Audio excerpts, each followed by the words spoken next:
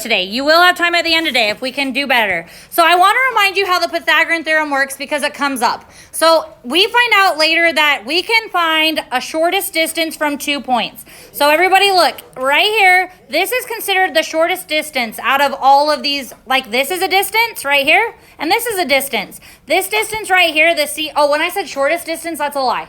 I thought you meant longest. I did mean longest. Yeah. Sorry, when I said that, I'm sorry. When I said that multiple times, I was crazy. So, but that's good. I'm glad he raised his hand to say like, wait, I'm confused because that's actually not true. So we know the hypotenuse is the longest length, yes? Okay, my bad, forgive me. Shortest way to a point.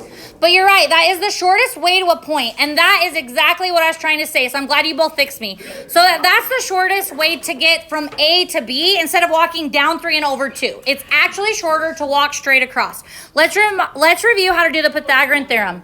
A squared plus B squared equals C squared. So you're just watching this. So we're going to be doing 3 squared plus 2 squared equals C squared. It's very important that you understand the hypotenuse has to be on the outside of the equal sign.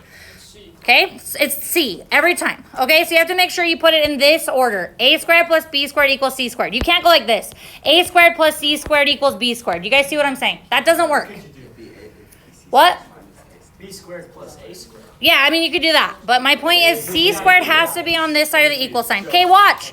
So now we know from last time how to simplify radicals. Isn't this 9 plus 4 equals C squared? 9, 10, 11, 12, 13, yeah? Yeah. 13 equals C squared. And now solving for C, what do we need to do?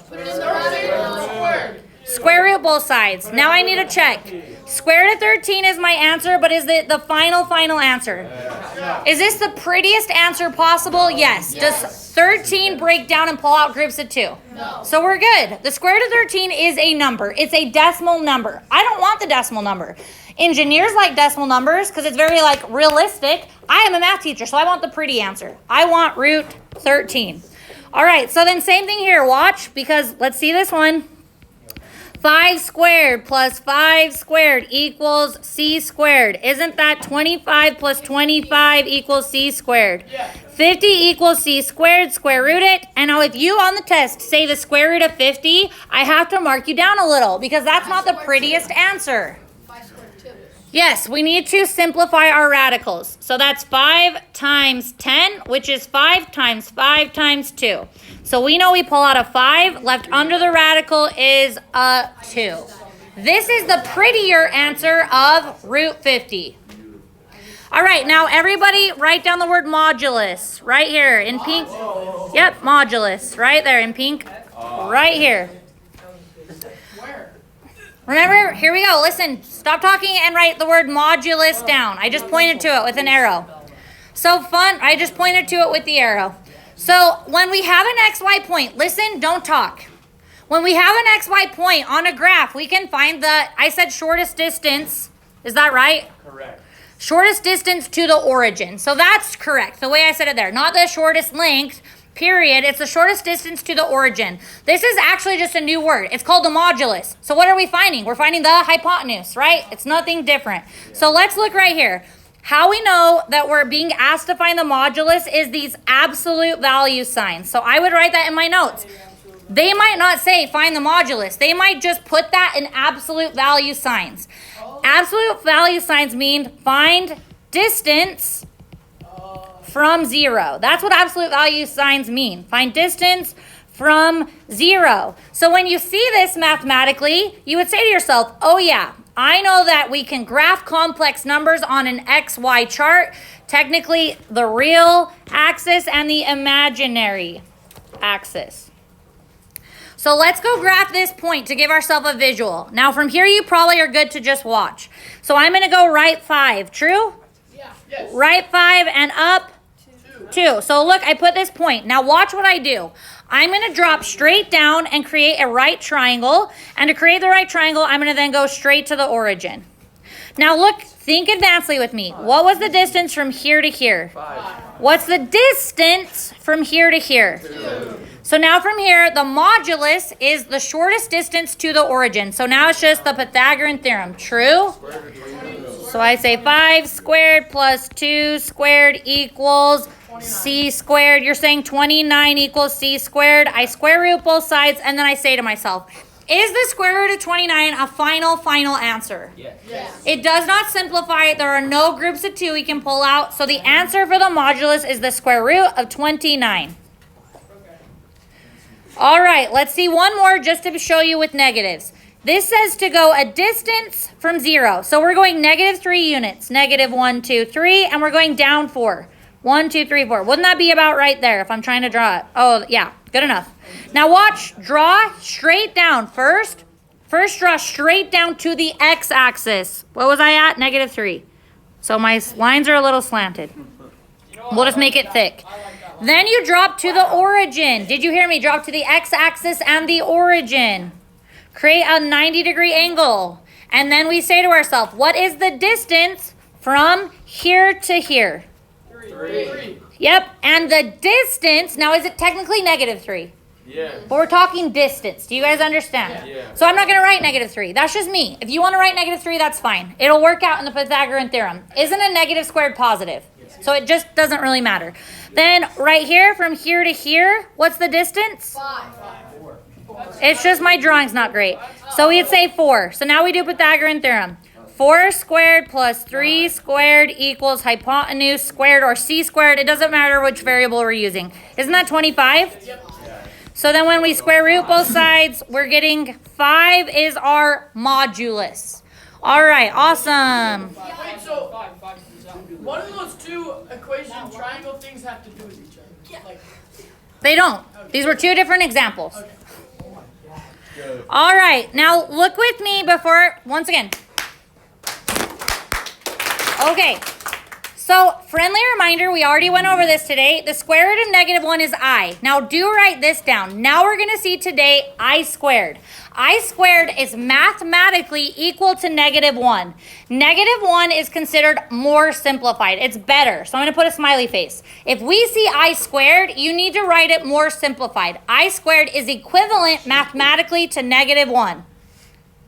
Yes. it's just because it's the same, like, it's just a different way of writing the. Yes, you're right. So mathematically, it makes total sense. You're saying if you just square both sides, then it's the same thing. Yep, it is. So now look at these 2 problems. I always have students, and because we do stuff like this in my other classes, I always have students get to a test and they miss the easiest problems on the test because they don't pay attention to details. Do you guys agree this is an addition problem? Yes. What happens is once we learn multiplication, people assume that every problem that has parentheses is multiplication. That's not true. Details matter. So when I look at this one, isn't it multiplication? Yes. So let's remember the difference. This would be just simply add. 2 minus 3 is -1. 1i plus -2i is -1i, and I'm done. Now I would write this down in my notes because now we're going to do this multiplication one for the first time together. Yes. We all know how to distribute and multiply 2 terms to 2 terms. Do not drive the arrows all out. Draw them as you go. The reason you draw arrows is to help keep yourself organized. It's a tactic. That's it. It's not a trick. You're keeping yourself organized. So you say, I need to multiply all of this to all of this. So let's just start out by going, I need to take 2 and multiply it to -3. I then write it. It's -6. I'm then taking 2 and I'm multiplying it to -2i. -4i. Now I've taken care of the 2. Hasn't the 2 been multiplied to everything on the right? Yes. So now I move on. I need to take I and multiply it to everything. I times -3 is -3i. Now be very careful. This is where people mess up the most. I times -2i. It's -2i. Nope. It's -2i squared. Yeah, so -1. I'm really glad you said that though. Most common error is to write this. This is wrong. This is wrong. Most common error is to write this. But isn't I times I squared? True, everybody? Yes. So I actually need to put a squared on this or I have messed up. Now this is not hard from here. You would look at this and say, okay, let's combine any like terms. So we have -6, and then what do we have? -7i. Negative 7i, and then as of right now, I have negative 2, and technically, isn't that multiplied to I squared? Yeah. Now, I is good to go. Isn't I good to go? Yeah. I is fine. I is simplified, but I squared isn't. How should we rewrite I squared? So let's think mathematically. Let's not actually just like try to memorize it and make an error. So we have negative 6 minus 7i, and don't we have a negative 2 multiplied to negative 1? Oh, yeah. It's multiplied to negative 1. Look, it was multiplied to I squared. 2. So it's multiplied to negative 1. All right, you're right. So you're saying a negative 2 times a negative 1 is a plus 2. And now you add those and you get Yep, and now you're seeing, oh, actually, I have more like terms. We would now combine like terms. We have negative 6 plus 2. Isn't that negative 4? And then we just have our minus 7i. Your final answer should only be a complex number. It should have a real part and an imaginary part. If you still have I squared, you messed up. You're not done, I guess. Not necessarily messed up. You didn't finish. I squared can always be negative. Because I squared is always negative 1. Okay, I would like for you to try this one by yourself, and then we'll clap it to bring it back together. Ready, go.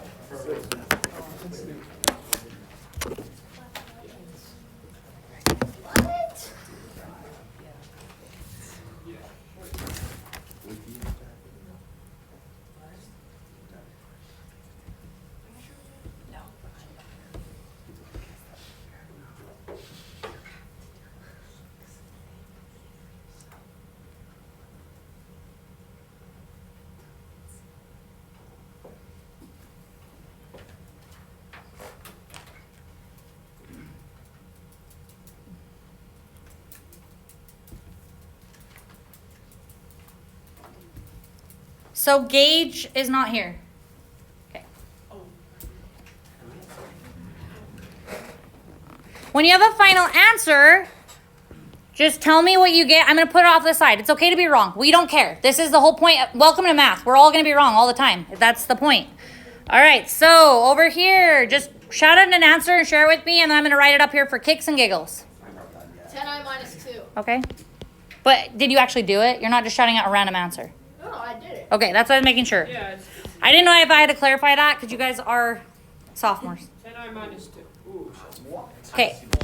I love sophomores. Usually I have sophomores. Half of my 3 honors kids were sophomores. I was going to be one of those. But they were always really quiet. But then I got to this unit, and then I dropped out last year. Oh, really? That's okay. I'm glad you're here. I hated it. When I had to learn how to square root imaginaries, like You overcomplicated it? multiplying and stuff, I was like, I don't want to go home and do this homework. I can just drop a class. Yeah. I feel ya. Anyone get something different? You're literally telling me every single one of you have that answer. Okay. What do you get? 4 minus 8i. Thank you for sharing your answer. Yeah, I got negative 2, negative 14. Okay, cool. I'm glad you shared. That's what I got. What'd you get? What'd you get? I got 9 minus 14. Okay. How many eyes did you guys have? I got negative 2 minus 14 eyes. Okay, a few more. Negative 2 minus 14. That one's already up there. Maybe negative 14. Well, there were 2, and then there was 1. Yeah, I got negative 2, negative 14. I literally saw it. I was like, Okay, I'm not saying it's right. I'm checking as in like somebody else said that. All right, at this point, we should all have an answer. Okay, now we'll figure out who's right or who's wrong, and the point is seeing your error. So watch carefully, focus, hyper focus on what we're doing, because we should not be missing this problem by the time we get to the test. Okay, here we go. 4 times 1 is positive 4. 4 times negative 3i is negative 12i. True or false? True. Then I go negative 2i times 1 is negative 2i. Now I have to be really careful here. Always on this last one, I say to myself, okay, I'm going to be super careful. Negative 2i times negative 3i would be 6i squared. plus 6i. A negative times a negative is a positive. And then we have a 6. And then I times I is I squared. True? True. Now from here, because now we can see where this is coming from, I'm going to write here right now, take care of I squared. Right now I have positive 6 multiplied to negative 1. Don't I? which is what value? Negative 6. Okay, now I combine real parts with real parts, imaginary parts with imaginary parts. So what's the real number added to the real number? Negative 6 plus 4. Yep, negative 6 plus 4. Negative 2. Then we have negative 12i minus 2i, which is negative 14i. Negative 14i. I was right. Oh my god. Oh my god. Let's go. I was right. Curious. Would somebody mind sharing like where you went wrong so I know how to teach it better in the future? Yes. So I basically wrote my problem down wrong and put a negative by that one. So you just started out with the wrong problem. That's okay. Then we can't then we don't know with you. I Yes. did the simple mistake. I did the 6i instead of doing 6i negative. Okay, that's awesome. I'm glad you caught that because now on the test you're not going to be that student. You know what I mean? There are, like I'm telling you right now, at least 10 of you are going to do that mistake. You're going to write plus 6i. At least 10 of you. Even though we've talked about this, even though we've gone over this, 10 of you are going to do that. So let's see. Statistically, prove me wrong. Let's everybody get it right. That'd be sweet. Yes. Stupid mistake of 12 minus 2, not negative 12 minus 2. Okay, that happens. Yes. So a lot of times people will just make an error when adding their negatives or, you know what I mean? Yeah. Okay.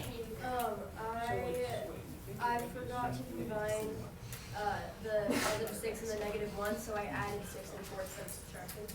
Oh, gotcha. Okay. Yeah. See, there's lots of places to go wrong. All right, moving on. Let's go do problems 5 and 7 on the homework to make sure we've got it. Ready, go.